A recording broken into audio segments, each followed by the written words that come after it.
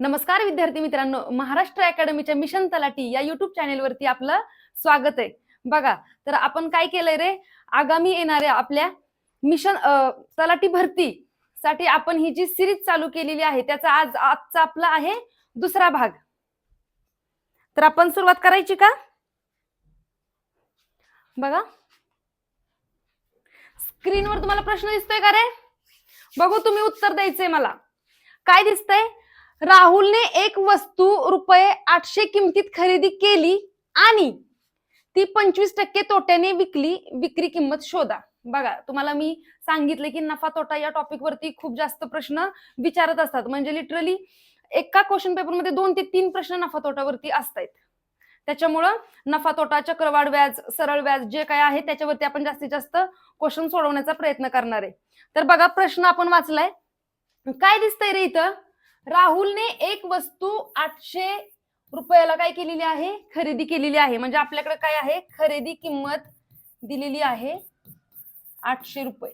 मी तुम्हाला काय सांगितलं याआधी? आपल्याला ही जी एकूण किंमत आहे, खरेदी किंमत 800 आहे, त्याला आपण काय म्हणतो रे? ही जी आहे ती आपली कशी आहे? 100% किंमत आहे आपली. किती आहे? 100% किंमत दिलेली आहे. तर पुढं काय विचारलंय रे? केली आणि 25% तोट्याने विकलेली आहे. म्हणजे ती जी वस्तू खरेदी केली ती 25% तोट्याने विकलेली आहे.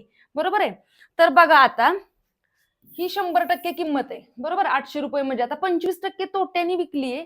म्हणजेच आपल्याला किंमत किती काढायची रे? 100 वजा 25 केल्यावर किती येत आहेत? तर 75% किंमत म्हणजे किती? समजतंय का? तुम्हाला फक्त हे मांडता आलं पाहिजे, बाकीचं काही प्रॉब्लेम नाही. बघा, म्हणजे 800 रुपये म्हणजे जर 100% किंमत असेल तर 25% तोट्याने विकल्यानंतर म्हणजेच किती रे? 100 वजा 25 केलं येणार आहे 75. म्हणजे 75% किंमत म्हणजे किती रुपये? फक्त आता हे कॅल्क्युलेशन करायचं आहे. कसं करतो रे कॅल्क्युलेशन? आपल्याला ह्या एक्स ची किंमत काढायची आहे. तर काय करणार आहे आपण?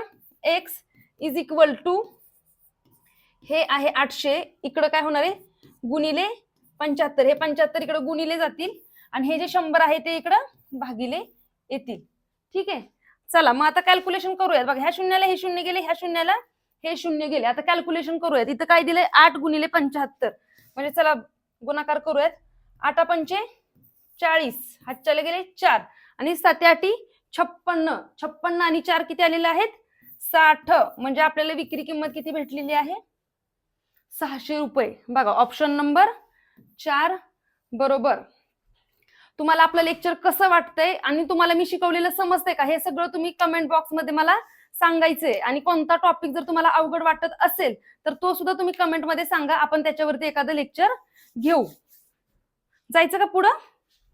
चला बघा, आता हा असा मोठा स्क्रीनवरती प्रश्न दिसला की बरेच जण काय करतात रे, क्वेश्चन पेपर मध्ये असा क्वेश्चन बघितला की ते इथं सोडून देतात, वाचत पण बसत नाही. पण ऍक्च्युली क्वेश्चन खूप सोपा असतो. जेवढा मोठा क्वेश्चन तेवढा जास्त सोपा असणार आहे, हे लक्षात ठेवायचंय. बघा, आता काय दिलंय रे आपल्याला? 3 माणसं एकत्र मिळून काशी विश्वनाथ मंदिरात गेली. त्यांच्या पावलांची मापे अनुक्रमे किती दिले? 252, 280 आणि 308 सेंटीमीटर आहेत. प्रत्येकाने किमान किती पावलांचं अंतर पार केलं पाहिजे जेणेकरून ते सर्वजण पूर्ण पावलांमध्ये अंतर पार करू शकतील? बघा, आता एवढा मोठा प्रश्न दिलाय तर आपल्याला काय दिसतंय रे? हा प्रश्न वाचत असताना आपल्याला इथे दिसतंय की किमान किती पावलांचं अंतर त्यांनी कव्हर केलेलं आहे. ओके, तर आता किमान बरोबर आहे, लहानात लहान असं काही जर आले शब्द तर आपण काय करत असतो? तर आपण सरळ लसावी काढत असतो. म्हणजे आता इथं काय करायचंय रे आपल्याला? तर इथं आपल्याला जे दिलंय त्यांच्या पावलांचं अंतर किती दिलंय? 252, पुढं आहे 280 आणि तिसऱ्यांदा काय आहे बघा? तिसऱ्याचं 308. याचा आपल्याला काढावा लागणार आहे लसावी. बस एवढंच आहे. म्हणजे एवढा मोठा प्रश्न वाचला आणि काय करायचंय प्रश्नामध्ये? तर फक्त या संख्यांचा लसावी काढायचंय आणि ते असणार आहे आपलं उत्तर. कळतंय का तुम्हाला? म्हणून प्रश्न व्यवस्थित वाचायचा आहे आणि समजून घ्यायचा आहे. ह्या प्रश्नामध्ये काय दिसतंय आपल्याला? इथं किमान किती पावले किंवा किमान किती अंतर आहे हे काढायला विचारले, म्हणून तिथं आपण काय करायचंय? लसावी काढायचंय. बघा, आता लसावी काढायचंय म्हणजे आता बघा, ह्या 3 संख्येला कोणत्या कॉमन संख्येने भाग जातोय ते बघतोय आपण. बघा, 4 ने जर भाग लावला तर 4 पंचे 20, 4 सख 24. बघा 25 आहे ना इथं, मग 4 सख 24 म्हणजे उरला 1. 4 1 4, 4 2 8, 4 त्रिक 12 म्हणजे इथं आलेलं आहे 63. पुढं 4 नेलं, 4 7 28 आणि हा शून्य ऍज इट इज. बघा 4 7 28 म्हणजे 30तून 28 गेले, उरले 2 आणि परत 4 7 28 म्हणजे काय दिसते मला इथं 63, 70 आणि 77 आलेलं आहे. तर कोणत्या एका संख्येने या तिन्ही संख्यांना भाग जातो रे? तर बघा 7 ने जर भाग लावला तर काय होणार आहे? 7 9 63, 7 10 70 आणि 7 ने 77 ला भाग दिला किती येणार आहे? 11. तर आता तुम्हाला काय करायचंय? इथे दिसतंय 9 10 आणि 11 ह्या तीन संख्याला अशी कोणतीच कॉमन संख्या नाहीये की ज्यांनी भाग जाईल. त्याच्यामुळे इथंच थांबायचंय आणि काय करणार आहे? आपला लसावी म्हणजे काय असणार आहे?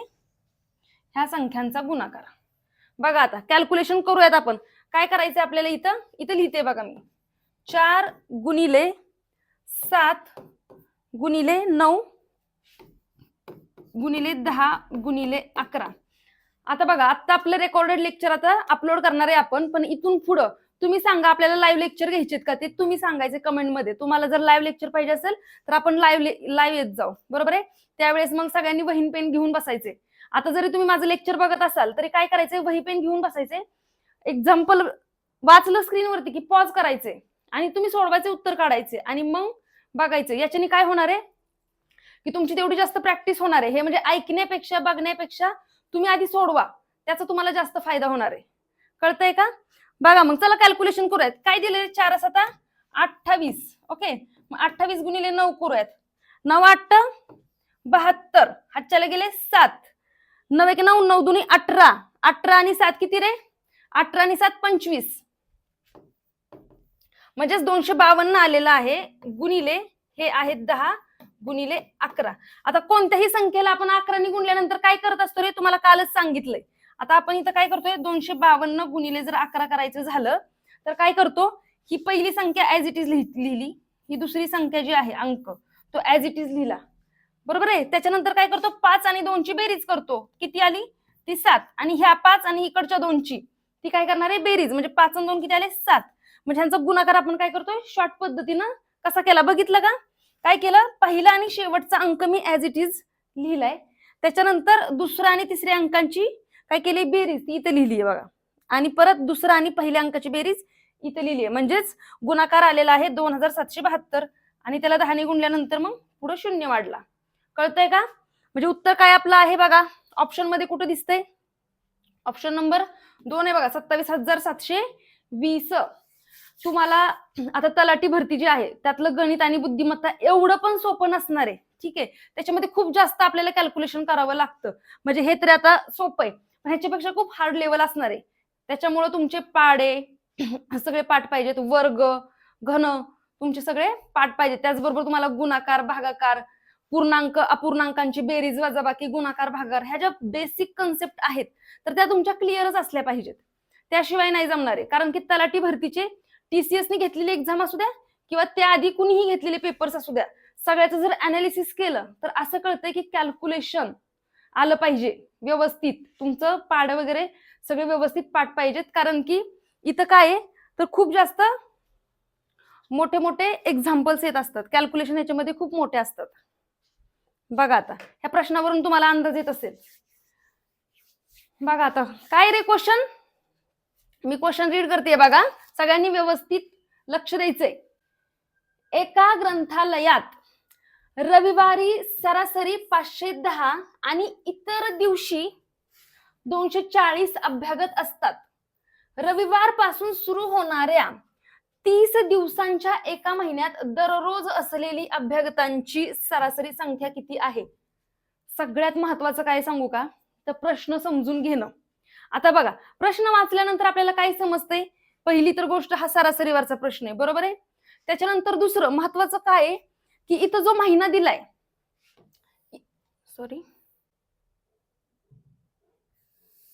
बघा आता इथं जो महिना दिलेला आहे तो किती दिवसांचा आहे? म्हणजे जो महिना दिलेला आहे आपल्याला तो 30 दिवसांचा महिना आहे. आणि त्या महिन्याची जी सुरुवात आहे तर ती कोणत्या वारापासून झाली आहे रे? रविवार पासून झालेली आहे. म्हणजेच आपल्याला जो महिना दिलेला आहे त्या महिन्याचा म्हणजे 1 तारखेचा वार जो आहे तो काय आहे? रविवार. मग त्यासाठी आपल्याला हे माहिती पाहिजे की 30 दिवसांच्या महिन्यामध्ये 1 तारखेचा आणि 2 तारखेचा वार 5 वेळा येत असतो आणि बाकीचे वार जे येणार आहेत म्हणजेच इथं काय होणार आहे, रविवार आणि सोमवार 5 वेळा येणार आहेत आणि बाकीचे जे वार आहेत म्हणजे मंगळवार, बुधवार, गुरुवार, शुक्रवार आणि शनिवार हे उरलेले 4 वार 4 वेळा येणार आहेत. ही कन्सेप्ट तुम्हाला माहिती पाहिजे. म्हणजे हा प्रश्न जो दिलाय ह्याच्यामध्ये सगळ्यात जास्त महत्वाचं काय होतं की तुम्हाला हे माहिती पाहिजे की 1 तारखेचा आणि 2 तारखेचा वार जो आहे तर तो किती वेळा येणार आहे, 5 वेळा येत आहे. ठीक आहे. तर बघा आता काय दिसतंय आपल्याला, म्हणजेच इथं जे रविवार आलेले आहेत तर ते किती रविवार आलेले आहेत, या महिन्यामध्ये रविवार आलेले आहेत 5. बरोबर आहे. आता पुढं प्रश्नामध्ये काय दिलंय, एका ग्रंथालयात रविवारी सरासरी 510 म्हणजे 510 लोक येत आहेत अभ्यासाला. ओके ठीक आहे. म्हणजेच सरासरी दिलेली आहे 510. मग मी 510 ला जर 5 ने गुणलं तर मला हे समजेल की त्या महिन्यात रविवारचे किती लोक येऊन गेलेत, अभ्यास करून गेलेत. ओके म्हणजे चला मग गुणाकार करूयात. 5 0 0, 5 1 5 आणि 5 5 25 म्हणजे काय आले 2550 एवढी लोक म्हणजे 5 रविवारी येऊन गेले तिथं अभ्यास करून. आता उरलेत काय रे दिवस, आता उरलेले दिवस किती आहेत, 30 मधून 5 रविवार वजा केले, 30 मधून 5 रविवार मी वजा केले तर उरलेत किती दिवस तर 25. मग उरलेल्या दिवशी किती लोक आलेत बघा, इतर दिवशी 240 लोक येऊन गेले तिथं अभ्यास करून. ओके म्हणजेच किती आहे तिथं सरासरी 240 लोक जर येऊन गेले असतील तर आपण एक एक्झॅक्ट किती लोक येऊन गेले ते काढूयात. कसं काढणार आहे, 25 न 240 ला आपल्याला गुणायचंय. बघा 25 0 0, 25 चौक 100, इथं 2 वरती हात चले गेले 10, 25 1 25, 25 दुनी 50, 50 आणि 10 60. म्हणजे मला काय कळतंय की पूर्ण 30 दिवसांच्या मध्ये एकूण किती जण येणार आहेत तर त्याच्यासाठी मला ह्या दोघांची बेरीज करावी लागेल. 0 अधिक 0 0, 0 अधिक 5 5, हे 5 असेच 6 7 8. म्हणजे मला एवढं दिसतंय की त्या 30 दिवसांच्या मध्ये 8550 लोक तिथं येऊन अभ्यास करून वगैरे गेलेले आहेत. पण आपल्याला इथंच थांबायचंय का, नाही. प्रश्न काय आपलं, प्रश्नाकडे चला. इथं काय विचारलंय बघा, एका महिन्यात दररोज असलेली अभ्यागतांची सरासरी संख्या किती आहे. म्हणजे ह्या 30 दिवसांची जी आली आपली ही जी लोक आलेत तर त्याची सरासरी विचारली म्हणजे आपल्याला काय करावं लागेल, 30 दिवसांनी त्याला भाग द्यावा लागेल. ठीक आहे. ह्या शून्याला हे 0 गेले, 3 1 3, 3 दुनी 6, उरलेत 2, मग 3 8 24, बरोबर, उरला 1 आणि 3 5 15. म्हणजे सरासरी काढली तर एका दिवसाला 285 लोक येऊन गेलेली आहेत वाचून. 285 म्हणजे ऑप्शन नंबर 3 बरोबर. समजतंय का बघा, हे असे एक्झाम्पल घ्यायची कारण काय माहितीये का की तुम्हाला कन्सेप्ट समजली पाहिजे रे. कळतंय का, सरासरीवरचा प्रश्न आहे मग तुम्हाला कन्सेप्ट समजली पाहिजे. बघा हे कॅल्क्युलेशन्स बघा, तुम्हाला हे एवढे कॅल्क्युलेशन्स करायचे तिथं. कळतंय का, व्यवस्थित समजून घ्या. कारण की कसं आहे, आता आपण जे लेक्चर घेतो ही सिरीज चालू केली, एका क्वेश्चन पेपर मधले सगळे क्वेश्चन घ्यायचे झाले ना तर त्याच्यामध्ये काही सोपे क्वेश्चन्स आहेत, काही खूपच हार्ड आहेत. ठीक आहे. पण इथं कसं आहे, इथं आपलं लेक्चर बघणारी जे लोक आहेत म्हणजे जे विद्यार्थी लोक आहेत तर त्याच्यामध्ये काय काही जणांचा पूर्ण अभ्यास झालेला असेल, त्यांना फक्त क्वेश्चन पेपर रिवाइज करायचे. काही जणांचं काय सुरुवातच आहे, नुकतीच सुरुवात आहे, म्हणजे त्यांना पण हे लेक्चर समजलं पाहिजे. त्या दृष्टीनं आपण असं व्यवस्थित डिटेल जातोय. कळतंय का. आणि ज्यांचा अभ्यास झालाय त्यांनी काय करायचंय, स्पीड वाढवून मग आपलं लेक्चर बघायचंय. ठीक आहे. नाहीतर मग व्हिडिओ पॉज करायचाय आणि आपण सोडवत राहायचंय. नाही आणि जर कुठं अडलं तर मग प्ले करायचंय. कळतंय. चला बघा पुढचा क्वेश्चन. आणि लक्ष द्या, इथं मी पण एक गृहिणी आहे, माझ्यासारख्या अनेक विद्यार्थिनी नाही का, अनेक गृहिणी घरात बसून अभ्यास करत असतात, पुढच्या परीक्षेची तयारी करत असतात. त्याचबरोबर बरेच लोक जॉब करत असतात आणि मग घरी येऊन अभ्यास करत असतात. आता ते प्रत्यक्षात तर ऑफलाईन क्लास लावू शकत नाहीत किंवा ऑनलाईन काही काहींना अफोर्डेबल पण नसतं. तर त्या दृष्टीनं आपण ही फ्री सिरीज चालू केलेली आहे. कळतंय का. तर या सिरीज मध्ये काय, या सिरीज मध्ये सगळे लेक्चर्स तुम्हाला अगदी फ्री भेटणार आहेत. म्हणजे याच्यामध्ये आपलं इंग्लिशचं लेक्चर होतंय, मराठीचं होतंय, त्याचबरोबर जीके आहे आणि गणित बुद्धिमत्ता. म्हणजे तुम्हाला फक्त काय करायचंय, ठरलेली एक वेळ आहे, त्या वेळेवरती येऊन फक्त लेक्चर्स बघायचे. तुम्हाला सगळ्या क्वेश्चन पेपरची रिव्हिजन तुमची इथंच होऊन जाणार आहे. ठीक आहे. आणि तुम्हाला जर या सिरीजचा फायदा होत असेल तर लेक्चरला लाईक पण करा आणि तुमच्या जास्तीत जास्त फ्रेंड्स पर्यंत पोहोचवा, मित्रमैत्रिणींना पोहोचवा. बघा आता मोठी ऍड येणार आहे. किती दिवस असंच बसून राहणार आहे ना तुम्ही? आता आता बास ना, आता गेलं पाहिजे ना पुढं. तर बघा या सिरीजचा सगळ्यांना फायदा झाला पाहिजे. त्या दृष्टीने तुम्ही काय करायचंय, आपली चॅनेलला तुम्ही सबस्क्राईब करून ठेवा आणि लिंक शेअर करा तुम्ही तुमच्या मित्रमैत्रिणींना. बघा आता काय रे पुढचा प्रश्न काय इथं बघा दिसतंय आपला, निशांतने 5 दिवसात एकूण 100 जांभळे खाल्ली. निशांत प्रत्येक दिवशी आदल्या दिवसापेक्षा 6 जांभळे जास्त खातो. तर निशांतने तिसऱ्या दिवशी, हे तिसरे आहे बरं का, तिसऱ्या दिवशी किती जांभळे खाल्ली असतील? तर बघा आता आपल्याला माहितीये का रे, आपण समजूयात. समजा त्याने पहिल्या दिवशी एक्स एवढी जांभळे खाल्लेली आहेत. मग आता पहिल्या दिवशी जर त्यांनी एक्स एवढी खाल्ली तर दुसऱ्या दिवशी किती खाणार आहे? पहिल्या दिवसापेक्षा 6 जांभळे जास्त खाईल. बरोबर. तिसऱ्या दिवशी काय असणार आहे? ह्या दुसऱ्या दिवसापेक्षा 6 जास्त, म्हणजे किती झाले? 6 आणि 6 12. कळतंय का? पुढे आता चौथ्या दिवशी किती खाणार आहे? एक्स अधिक, ह्या 12 मध्ये अजून 6 मिळवावे लागतील. बरोबर आहे. तिसऱ्या दिवसापेक्षा 6 ने जास्त, म्हणजे किती झाले? 18. पुढं एक्स अधिक 24. ठीक आहे. झाले का दिवस? पहिला, दुसरा, तिसरा, चौथा, पाचवा, म्हणजे 5 दिवसात त्यांनी एवढी जांभळे खाल्लीत. आणि एकूण किती रे ह्यांची जर बेरीज केली तर आपल्याला कळतंय की ते 100 जांभळे आहेत. बरोबर आहे. चला मग बेरीज करू आणि एक्स ची किंमत काढूयात. इथं काय दिसतंय? 1 2 3 4 आणि 5, म्हणजेच हे आलेलं आहे 5x. आता इथं बेरीज करूयात. बघा इथं काय दिसतंय बघा, 12 आणि 18 किती आले? 30. बरोबर. हे 30 आणि हे 30 म्हणजे आलेत किती? 60. बरोबर. 100 म्हणजेच 5x बरोबर. इकडे 60 अधिक आहे, तिकडे जाऊन वजा होतील, म्हणजे किती? 100 वजा 60 केले तर काय येणार आहे? 40.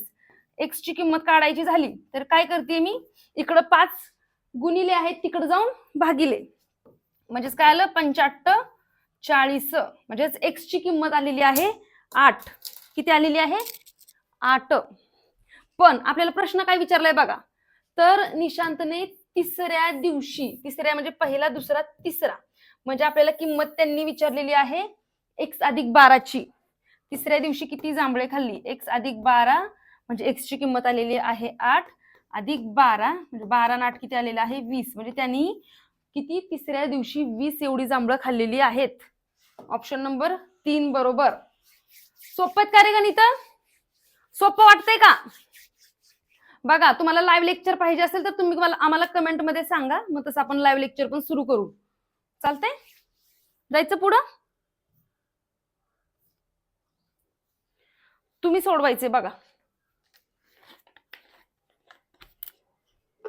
काय दिसतंय क्वेश्चन.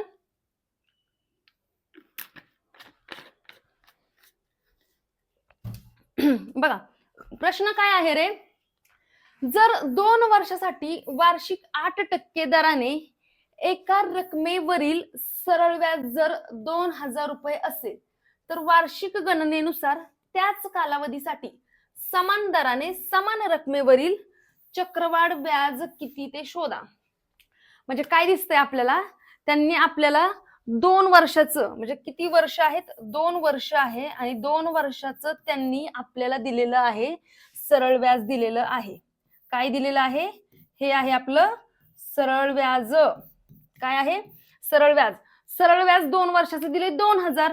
ह्याच्यावरनी काय कळतंय आपल्याला, म्हणजेच एका वर्षाचं सरळ व्याज असणार आहे 1000. बरोबर.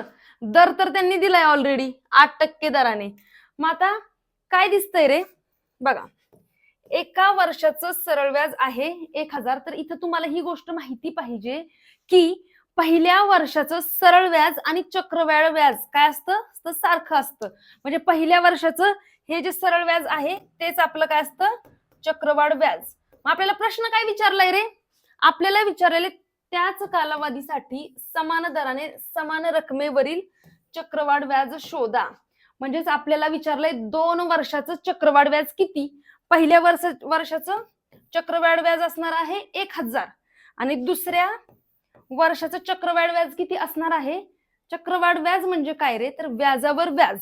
कळतंय का? चक्रवाढ व्याज म्हणजे काय आहे, तर व्याजावरती आपण व्याज. ठीक आहे, म्हणजे आता ही 1000 जे आपलं व्याज आहे, तर त्याच्यावरती आपल्याला 8% दराने आपल्याला व्याज काढावं लागेल. बरोबर, ते मिळवल्यानंतर आपल्याला चक्रवाढ व्याज भेटून जाईल.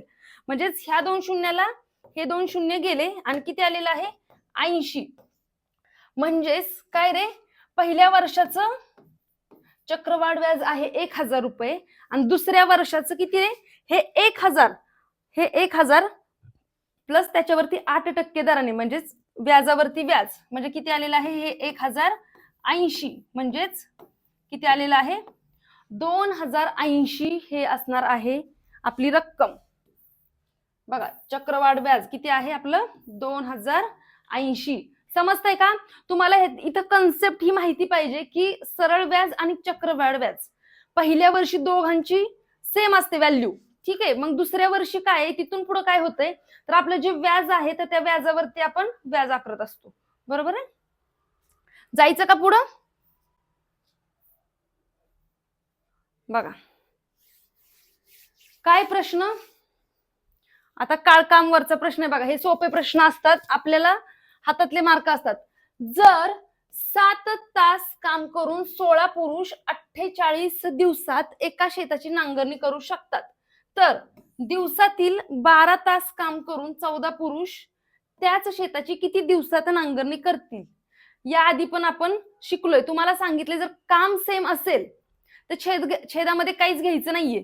म्हणजे इथे दिसतंय काम सेम आहे बघा, त्याच शेताची नांगरणी करायची. बघा, एक शेत आहे तेच नांगरणी, त्याची नांगरणी करायची, म्हणजे काम बदललंय का इथे, नाही, तेवढंच आहे. म्हणजे आपण काय करतो बघा, जर एका दिवशी म्हणजे 7 तास गुणिले किती जणांनी, 16 पुरुषांनी 48 दिवसात जर एका शेताची नांगरणी केली तर काय दिले पुढं, 12 तास काम केलंय. 12 तास काम करून 14 पुरुष यांना त्या शेताची नांगरणी करायला किती दिवस लागतील असा प्रश्न आहे. फक्त हे मांडता आलं पाहिजे. इथं काम सेम आहे त्याच्यामुळे आपण असं छेद वगैरे काय काढलेलं नाही. कळतंय का?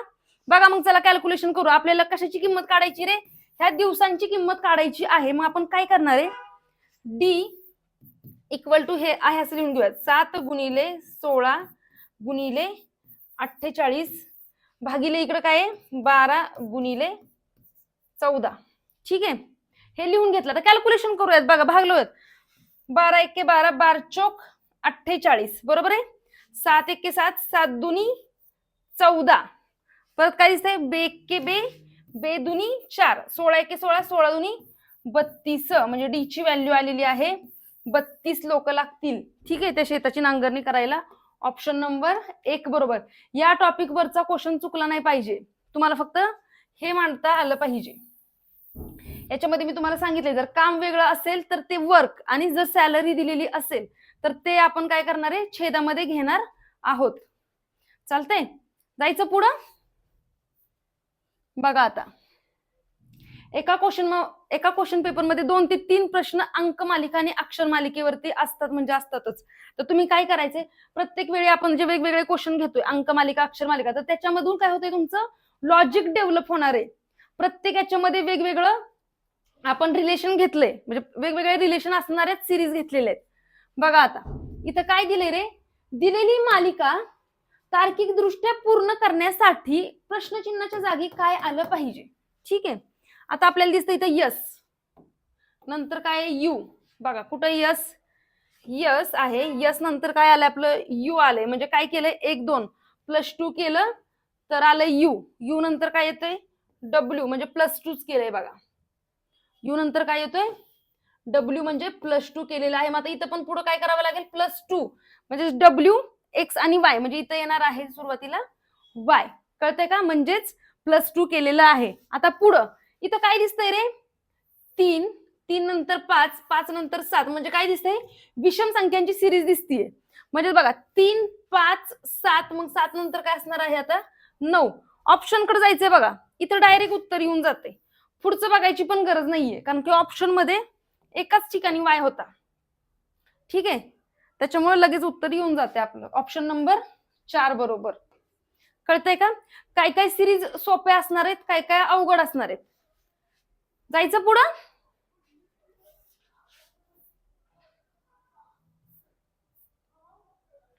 बघा, हे निष्कर्ष आणि विधाने याच्यावरचं म्हणजे ऍक्च्युली क्वेश्चन्स हे खूप जास्त सोपे असतात, पण बऱ्याच जणांना लॉजिक डेव्हलप करता येतच नाही. म्हणजे इतका सोपा प्रश्न ते तिथं चुकवून येणार आहेत. बघा, तर कसं सोडवतो प्रश्न बघा. दिलेली विधान आणि विधाने आणि निष्कर्ष लक्षपूर्वक वाचा. विधानांमध्ये दिलेली माहिती ही सामान्यपणे ज्ञात तथ्यापेक्षा वेगळी असल्याचे आढळले तरी ती सत्य आहे असे गृहीत धरून दिलेल्या निष्कर्षापैकी कोणता किंवा कोणते निष्कर्ष दिलेल्या विधानाशी तर्कसंगत आहेत ते ठरवा. तर आपण काय करत असतो रे, तर हे आपण डायग्राम काढत असतो. म्हणजे इथं काय दिलंय रे, सर्व देव मासे आहेत. म्हणजे आता मी काय केलंय, ह्या गोलाला जर मी काय म्हणलं सर्व देव मासे, आता मी दे वरून समजून जावा की ते देव मासे, म्हणजे सर्व देव मासे काय आहेत, हे मासे आहेत. ठीक आहे. पुढे काय दिलंय, दुसरं विधान काय, काही देव मासे शार्क आहेत. आता हे काही देव मासे दिले त्यांनी, काही देव मासे. ठीक आहे, काही देव मासे काय आहेत रे, शार्क आहेत.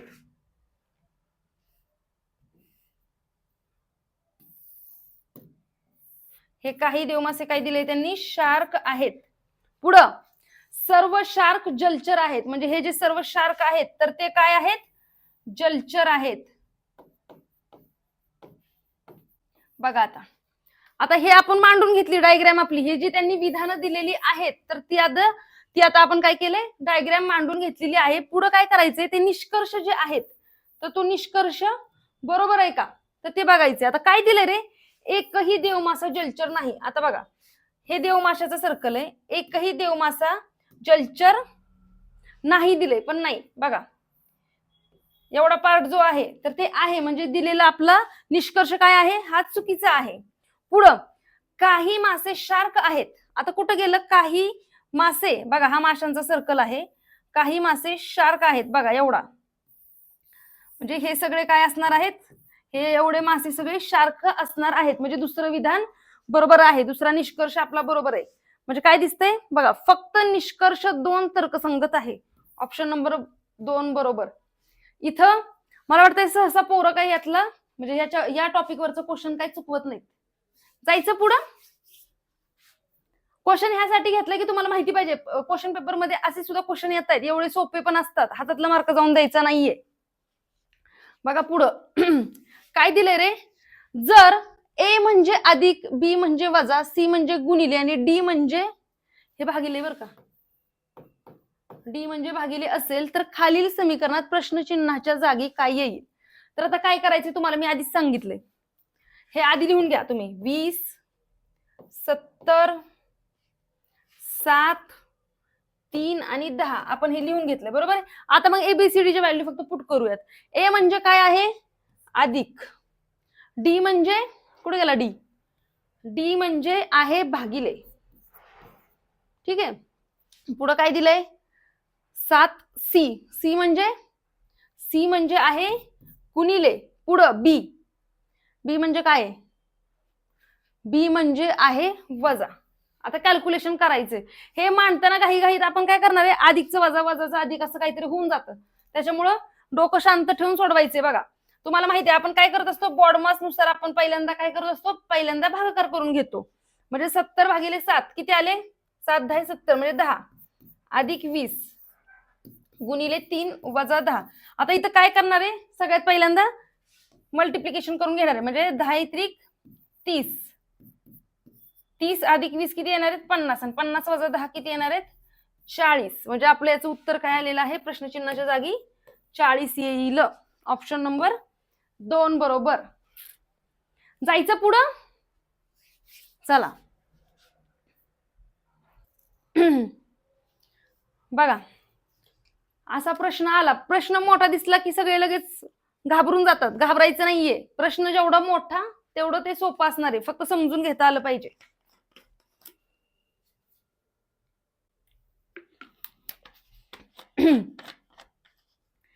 बघा आता काय दिसतंय रे, राहुल एक काम 20 दिवसात करू शकतो. म्हणजेच राहुल जो दिलेला आहे, ओके, राहुल एक काम किती दिवसात करतोय? 20 दिवसात करू शकतो. तेच काम रोहन 30 दिवसात करतो. तेच काम काय दिले? रोहन जो आहे तर तो किती दिवसात करतोय? 30 दिवसात करतोय. ठीक आहे, आधी प्रश्न वाचून घेऊ. दोघांनी एकत्र मिळून कामाला सुरुवात केली आणि 6 दिवस पूर्ण कार्यक्षमतेने काम केले आणि त्यापुढील 6 दिवसात त्यांच्या निम्म्या कार्यक्षमतेनं काम केले, तर उरलेल्या कालावधीत दोघांनी पूर्ण कार्यक्षमतेनं काम केल्यास उर्वरित काम किती दिवसात पूर्ण होईल? म्हणजे आता इथं काय दिले रे? त्यांची पूर्ण कार्यक्षमता आणि त्यांची अर्धी कार्यक्षमता, हे कळलं पाहिजे तुम्हाला व्यवस्थित, एवढाच फरक आहे. बघा आता तुम्हाला काय सांगितलंय, काळ आणि कामवरचा प्रश्न सोडवत असताना आपण तर आधी तर काय करत असतो? लसावी मेथडने सोडवा, मी असं तुम्हाला सांगितलंय, बरोबर आहे. मग चला 20 आणि 30चा जर लसावी काढलं तर ते काय येतो आपला? 60 येणार आहे. ठीक आहे, मग जो लसावी काढलेला असतो ते आपलं काय असतं रे? एकूण काम असणार आहे. काय असणार आहे? एकूण काम.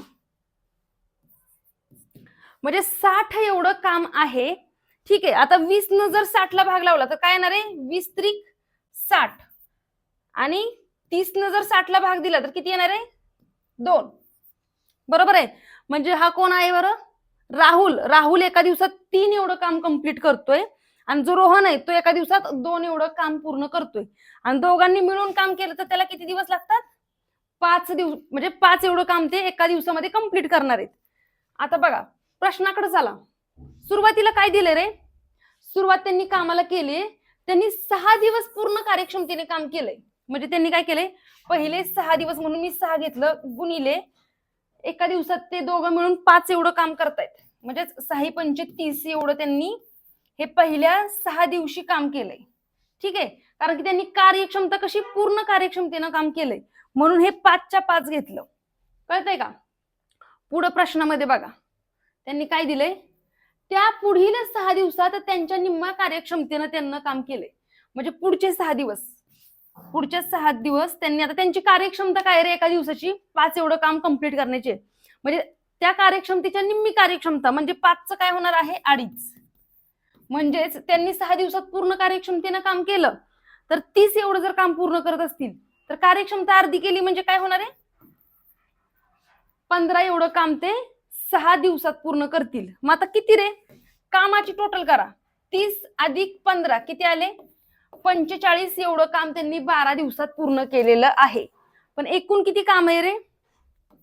एकूण काम होतं 60 आणि त्यांनी पूर्ण केलेलं आहे 45.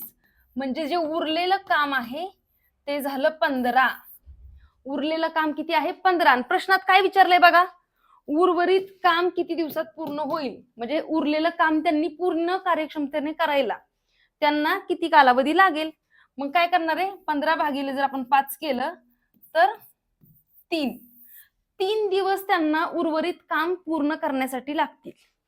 ऑप्शन नंबर 3 बरोबर. समजतंय का? बघा अगदी व्यवस्थित समजून सांगण्याचा मी प्रयत्न केला, याच्यामध्ये काही नाहीये. तुम्हाला फक्त लसावी पद्धतीने आपण गेलोय.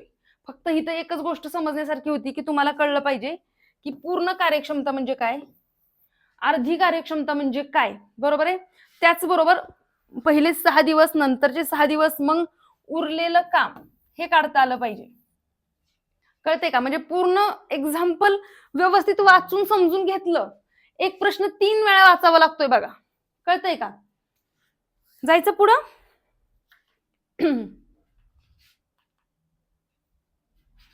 बघा हा प्रश्न तुम्ही सोडवायचा आहे आणि तुम्ही आन्सर कमेंट मध्ये द्यायचंय. बघा आता याच्या आधी याच्यासारखा प्रश्न झालाय.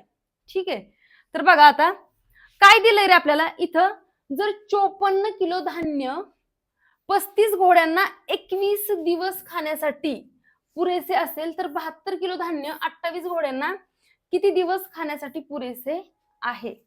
ठीक आहे, तर आता तुम्हाला काय सांगितलंय मी? आता इथे 54 किलो धान्य आहे आणि इथं काय आहे? 72 किलो धान्य. वेगवेगळी क्वांटिटी दिलेली आहे म्हणजे ती आपल्याला छेदात घ्यावी लागेल. म्हणजेच 35 घोडे आहेत. 35 घोड्यांना 21 दिवस, 21 दिवसात किती? 54 किलो धान्य लागते त्यांना खायला. तर पुढे काय दिलंय? पुरेसे असेल तर 72 किलो धान्य 28 घोड्यांना किती दिवस लागतील, किती दिवसात पुरेल. ओके, एवढं फक्त तुम्ही कॅल्क्युलेशन करायचे. बघा मी मांडून पण दिलेलं आहे, तुम्ही आता फक्त कॅल्क्युलेशन करायचे. चला काय असणार आहे, D2 म्हणजे काय रे, आपण काय करतो, हे 35 गुणिले 21, इकडं काय आहे भागिले, इकडे जाऊन गुणिले होतील, आणि इकडं काय आहे 28 गुणिले 54. करताय कॅल्क्युलेशन का देऊ करून? बघा आता काय माहित करताय का नाही. बघा आता फक्त लक्ष द्या. 18 त्रिक 54, 18 चोक 72, पुढं काय दिसतंय 7 त्रिक 21, 7 चोक 28, 7 5 35, ह्या 4ला हे 4 गेले, बरोबर आहे. परत इथं काय दिसतंय 7 त्रिक 3 7 21, 7 गुणिले 5 म्हणजे आलेला आहे 35 दिवस पुरेल. बघा ऑप्शन नंबर 4 बरोबर. ऍक्च्युली एक्झाम्पल सोपी असतात, तुम्हाला हे कळलं पाहिजे. इथं एवढंच महत्वाचं होतं की हे बऱ्याच जणांनी काय केलं असतं, हे 54 आणि जे 72 दिलंय तर ते तुम्ही डायरेक्ट इकडे वरतीच गुणाकारात घेतलं असतं, कळतंय का. तर ते भागाकारात घ्यायचं, एवढंच समजणं महत्वाचं आहे. क्वेश्चन हे ह्याच्या भोवतीच फिरतायत. बघा बघितलं, आपला 3रा 4था क्वेश्चन असेल. मागच्या पण पेपरमध्ये आपण काय केलं होतं, मागच्या लेक्चरमध्ये पण 2 एक्झाम्पल घेतली होती. आज पण हे दुसरं एक्झाम्पल आहे. तर तुम्हाला फक्त कसं मांडायचं हे समजलं पाहिजे. आणि तुम्हाला जर येत असेल अशा टाईपचे एक्झाम्पल तर तुम्ही काय करायचंय, ते एक्झाम्पल स्किप करून लगेच पुढे जायचे. चला आता बघा इथं मालिका दिलेली आहे. दिलेली मालिका तार्किकदृष्ट्या पूर्ण करण्यासाठी प्रश्नचिन्हाच्या जागी काय आले पाहिजे. बघा काय दिसतंय, आधी तर आपण काय करणार आहे, व्यवस्थित निरीक्षण केल्यानंतर आपल्याला हे समजतंय. बघा इथं काय दिसतंय, DE आहे, E वरून D आलाय म्हणजे मला दिसतंय इथं -1 झालाय. D वरून परत C आलाय म्हणजे इथं पण -1 झालाय. C वरून B म्हणजे इथं -1 झालाय. आता इथं पण -1च होणार आहे, म्हणजे B मधून 1 गेला, काय येणार आहे इथं A. बघा आता सगळीकडेच A, म्हणजे आता पुढे बघावं लागेल. आता इथं काय दिसतंय, VW X Y, मग इथं असणार आहे Z. का रे, कारण की इथं प्रत्येक ठिकाणी काय केलंय, +1 केलंय. दिसतंय का. चला ऑप्शन कडे चलू. बघा सगळीकडे A, पण इथं ऑप्शन नंबर 1च आहे Z. आता हे चेक करायची पण गरज नाहीये पुढं काय येतंय ते. तुम्ही सगळे उत्तर काढत बसायचं नाही, क्रॉस चेक करत बसायचं नाही, ऑप्शन कडे बघायचं. पहिला आलं ना इथं A आला की बघा तुम्ही ऑप्शन तुमचं इलिमिनेट कुठला होतोय ते, ठीक आहे, लगेच त्या ठिकाणी इलिमिनेट करायचे.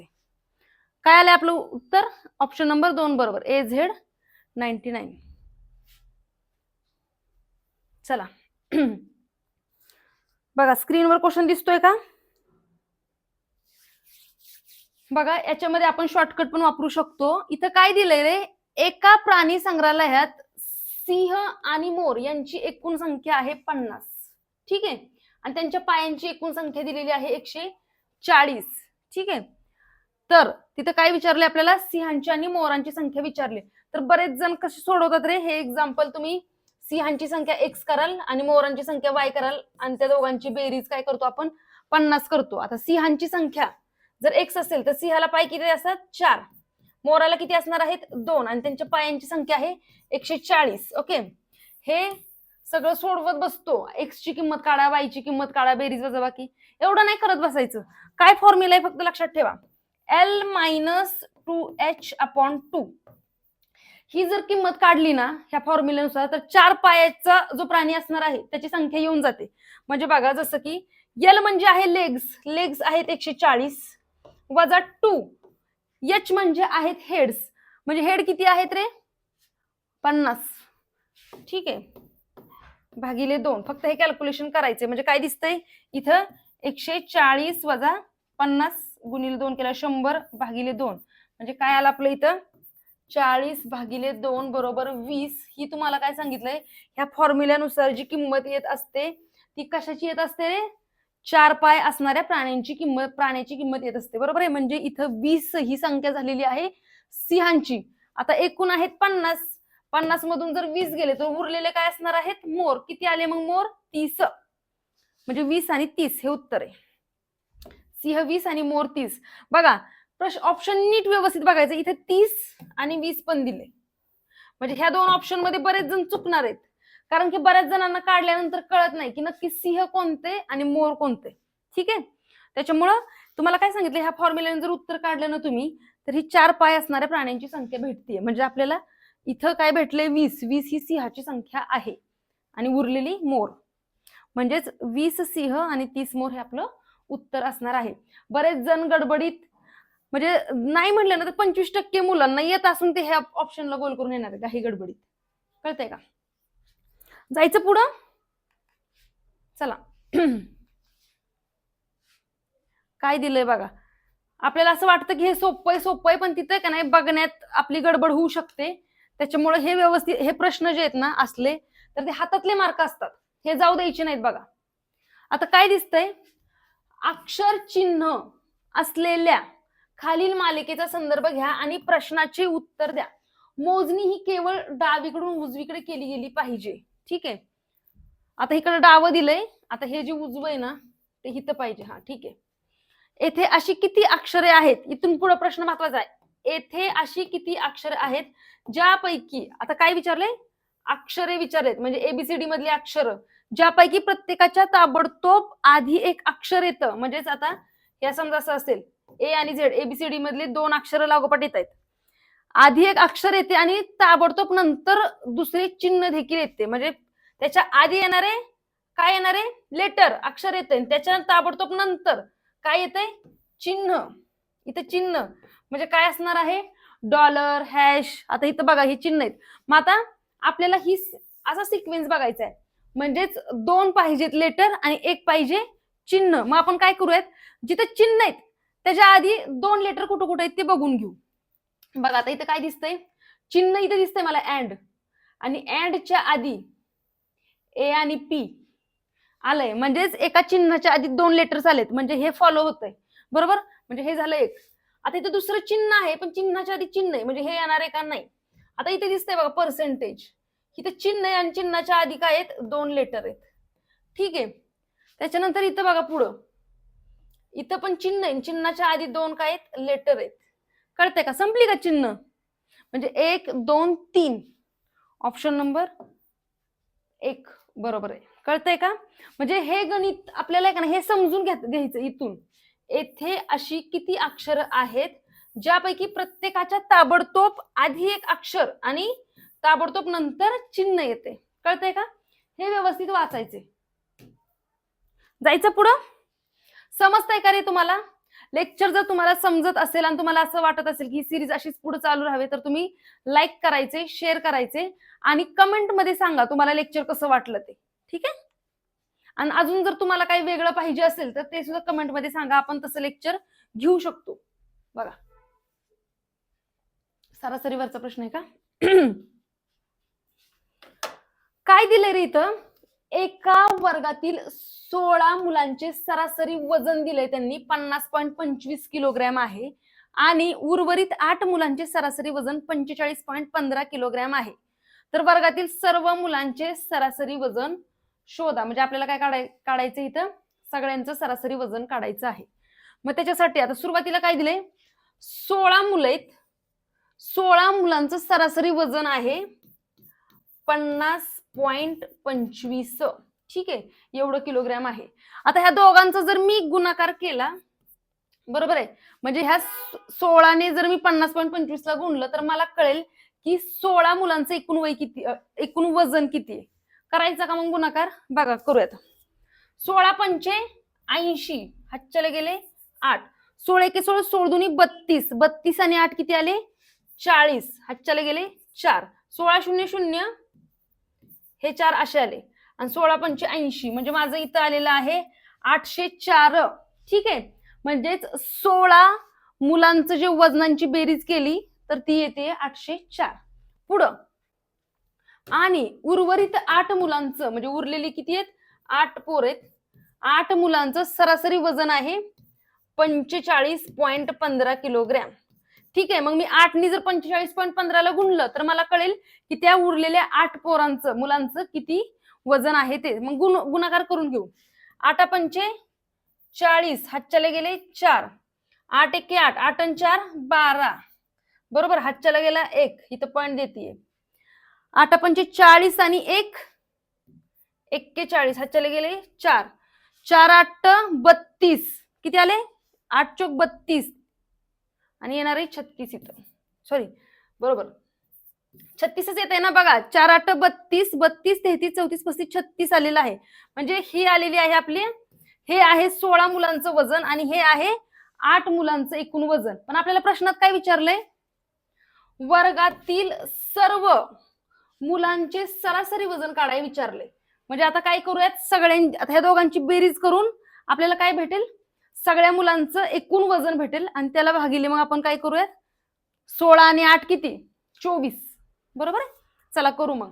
हे 0 बेरीज केली तर काय येणार आहे, 0 अधिक 0 म्हणजे हे 2, 4 आणि 1 5, इथं काय आले 6 8 9 10 11, म्हणजे 1165 म्हणजे 1165.20 एवढी काय झालेलं आहे, त्यांचं वजन आलेलं आहे एकूण. आणि किती जण आहेत, 16 आणि 8 किती, 24 जण, म्हणजे 24 जणांचं एकूण वजन आहे तेवढं. तर आपल्याला काय करावं लागेल, आपण 24 ने जर भाग दिला, बरोबर आहे, तर आपल्याला बरोबर सरासरी येऊन जाईल. मग भाग द्यायचा का बघा, 12 ने भाग जातोय बघा, 12 एके 12, 12 दोन्ही 24. आता इथं 12 9 108 दर्श, बरोबर आहे. 12 9 108 म्हणजेच 116 मधून 108 गेले, किती उरलेत 8. 12 पंचे 60, 12 72 ना, बरोबर का, 12 7 84, म्हणजेच 85 मधून 84 गेले, उरलेलं आहे 1. मग पॉइंट दिला आणि मग काय येते, 12 1 12, म्हणजेच काय आलेलं आहे माझं 97.10. 97.10 भागिले 2. बघा तुम्हाला कळतंय का, क्वेश्चन पेपर व्यवस्थित अनालिसिस केल्यानंतर कळतंय की असे किचकट कॅल्क्युलेशन देतात आपला वेळ जास्त जावा म्हणून, आणि हे पॉइंट मध्ये चुकतातच मुलं, त्याच्यामुळे हे इतकं किचकट कॅल्क्युलेशन देत आहेत. बघा बघा, बेचोक 8, 9तून 8 गेले, 1 उरला, आणि 2 16 उरला, इथे 1, म्हणजेच काय होणार आहे, 2 पंचे 10 आणि 2 पंचे 10, म्हणजे 48.55 ही सरासरी असणार आहे. किती आहे आपलं, 48.55. बघा ऑप्शन पण कसे दिलेत बघा, इथं 48.5 आणि 48.55. आपण काही गाईत काय करतो, 48 दिसतंय, इथं 5 दिसतंय, पटकन टिक करून टाकतो. बघा इथं 55 आणि इथं 05 आहे. इतकं छोटं छोटं, म्हणजे इतकं बारकाव्याने आपल्याला लक्षपूर्वक तिथं सोडवायचंय, जायचं पुढं. समजतंय का. हे असे किचकट एक्झाम्पल जे आहेत तिथं तुम्हाला काय, एकतर वेळ खाणार आहेत खूप जास्त, कॅल्क्युलेशन अगदी व्यवस्थित, म्हणजे शांत डोकं जरा शांत ठेवून करायचे कॅल्क्युलेशन, हातातले मार्क आहेत. प्रश्न सोपाच असतो, पण काय करायचं हे समजलं पाहिजे. कळतंय का, कुठं बेरीज वजाबाकी काय करायचं नक्की ते समजलं पाहिजे. बघा आता हे जे असे प्रश्न आहेत, हे प्रश्न ऍक्च्युली खूपच सोपे असतात, फक्त मांडता आलं पाहिजे. एकदा मांडायला आलं की झालं. काय आहे बघा,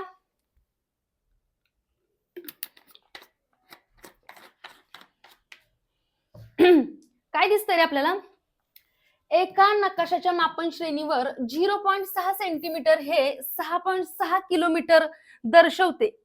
नकाशावरील 2 बिंदूमधील अंतर 80.5 सेंटीमीटर असल्यास त्या बिंदूमधील वास्तविक अंतर किती आहे. बरोबर आहे. म्हणजे हा प्रश्न वाचल्यानंतर मला काय समजतंय की एका मापन श्रेणीवरती 0.6 सेंटीमीटर हे मी काय दर्शवलंय रे, यांनी दर्शवलेलं आहे 6.6 किलोमीटर. बरोबर.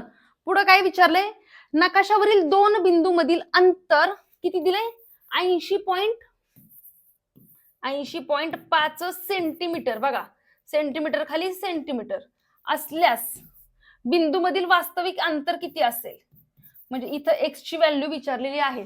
फक्त हे मांडता आलं की झालं. आता काय करायचं, तिरकस गुणाकार करून फक्त कॅल्क्युलेशन करायची, म्हणजे आपल्याला फक्त इथं एक्स ची किंमत काढायची.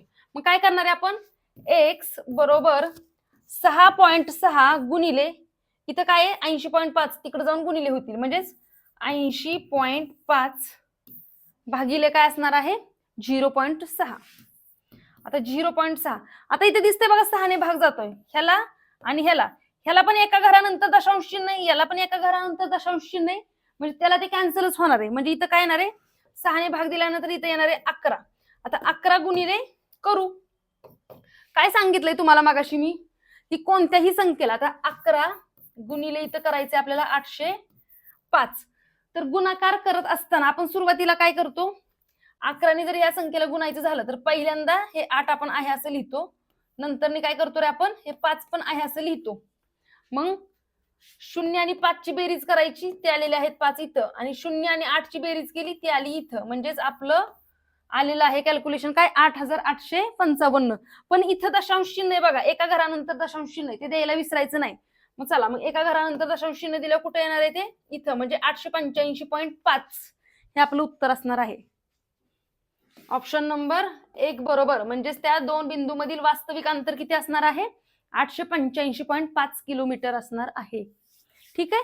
हे युनिट्स पण व्यवस्थित चेक करायचे, कारण की ते ऑप्शन देताना काय करतील, 885.5 करतील आणि पुढं सेंटीमीटर देऊन टाकतील चुकण्यासाठी. कळतंय का? त्याच्यामुळं युनिट्स पण तुम्ही व्यवस्थित चेक करायचे. जायचं पुढं बघा.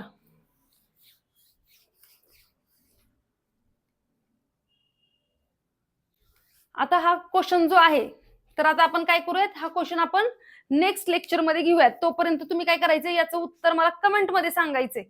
ठीक आहे. बघा, तुम्ही काय केलं होतं की कमेंट मध्ये सांगितलं होतं की सरळ व्याज, चक्रवाढ व्याजवरची एक्झाम्पल्स घ्या. त्या दृष्टीनेच आपण हा पण क्वेश्चन टाकलेला आहे. बघा, याच्या आधी पण एक सोडवलेला आहे. तर तुम्ही कमेंट करत जावा, आम्ही कमेंट रीड करतो आणि त्यानुसार आपण पुढचं लेक्चर डिझाईन करत असतो. ठीक आहे. तर तुम्ही कमेंटमध्ये सांगा तुम्हाला काय पाहिजे, काय नको, काय अवघड जाते वगैरे.